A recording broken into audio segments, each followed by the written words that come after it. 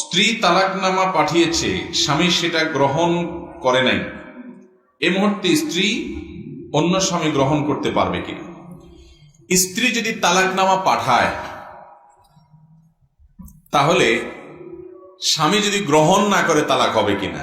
একই কথা উল্টা দিক থেকেও করা যায়, একই প্রশ্ন।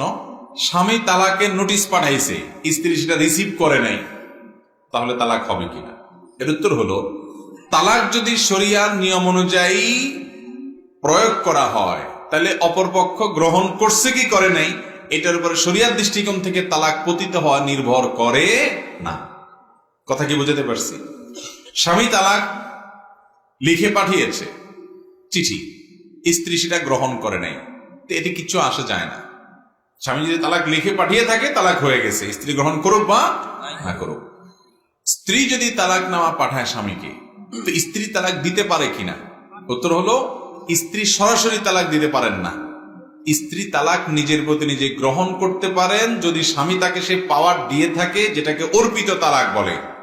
আমাদের দেশের কাবিননামা 18 নম্বর কলামে যেটা লেখা আছে যে যদি ভরণ পোষণ না দেয়, এটা করে সেটা করে, স্বামী উল্টাপাল্টা করে, জুলুম বিচার করে, অত্যাচার করে, তাহলে স্বামী তার স্ত্রীকে তালাকের নিজের প্রতি নিজে তালাক গ্রহণের ক্ষমতা দিয়েছেন।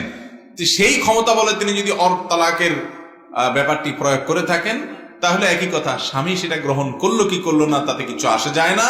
সঠিক নিয়মে হলে অর্পিত তালাক দিয়েও তালাক হতে পারে, কিন্তু বেশিরভাগ ক্ষেত্রে মহিলারা স্বামীকে তালাক দেয়, বলে আমি তোমাকে 1 তালাক 2 তালাক দিলাম। এভাবে তালাক দিলে কোনোদিনই তালাক হবে, কারণ স্বামী তালাক পতিত হওয়ার ক্ষেত্র না। কথা কি বুঝতে পারছি? তো এই জন্য তালাকের মাসআলাগুলো বড় স্পর্শকাতর। এটা দিয়ে ফেললে ফেরত নেওয়া কঠিন হয়ে যায়। এমন কি তালাক দিয়েছেন, কোথাও সাক্ষী নেই, স্বামী স্ত্রী 2 জন শুধু আছেন, এর মধ্যে স্বামী তালাক দিয়ে দিচ্ছেন, কেউ শুনে নাই, কোনো সাক্ষী নাই, এতে কি তালাক হবে না হবে না? এতেও তালাক হয়ে যাবে, কোনো সাক্ষীর দরকার নাই। এমনকি স্ত্রীও ছিল না, স্বামী দূর থেকে তালাক দিয়ে দিছে সেই স্ত্রীকে, স্ত্রী দূরে ছিল, তাতেও তালাক পতিত হবে। খুবই ডেঞ্জারাস একটা জিনিস। নবী করিম সাল্লাল্লাহু আলাইহি সাল্লাম বলেছেন, সালাতুন জিদ্দুহুন্না জিদ্দুন ওয়া হাজলুহুন্না জিদ্দুন।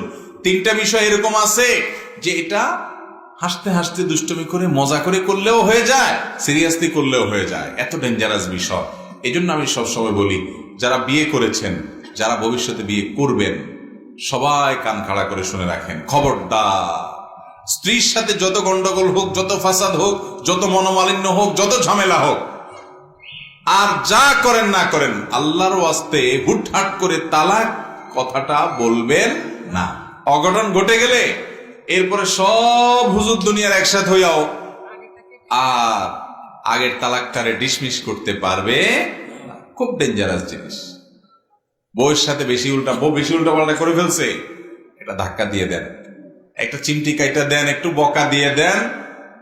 বেশি বাড়াবাড়ি করলে পরে আপনার বিচার না করা যাবে, কিন্তু তালাক মারে দিয়ে বসে আছেন, এরপর বিচার করার কাজ হবে না। ছুরি মারার মতো এটা, ছুরি মেরে লোকটার মেরে ফেলছেন, এরপর জিব্বা কামড় দিয়ে বলতেছেন, আসলে মাথা গরম হয়ে গেছিল তো, আমি সরি হুজুর মাফ চাই। আপনি যত সরি বলেন, ওই মরা মানুষ আর জিন্দা হবে না। তালাকটা এরকম, আল্লাহর ওয়াস্তে এটা হুটহাট করে মেরে দিবেন। বহুত মানুষ আছে, এত ছোট লোকের ছোট লোক, কিছু হইলেই হলো কথায় কথায় তালাক, কথায় কথায় তালাক, আছে না নাই? আল্লাহ তাআলা আমাদেরকে হেদায়েত দান করুন। মহিলাদের মধ্যে কিছু আছে, কিছু হইলেই কয় আমরা এখন তালাক দিয়ে দিবি, আমার বাবার চলে যাবো, আছে না নাই?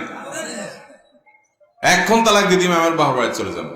মনে হয় যে মায়ের হাতের মোয়া চাইতেছে আর কি, ছোট লোক।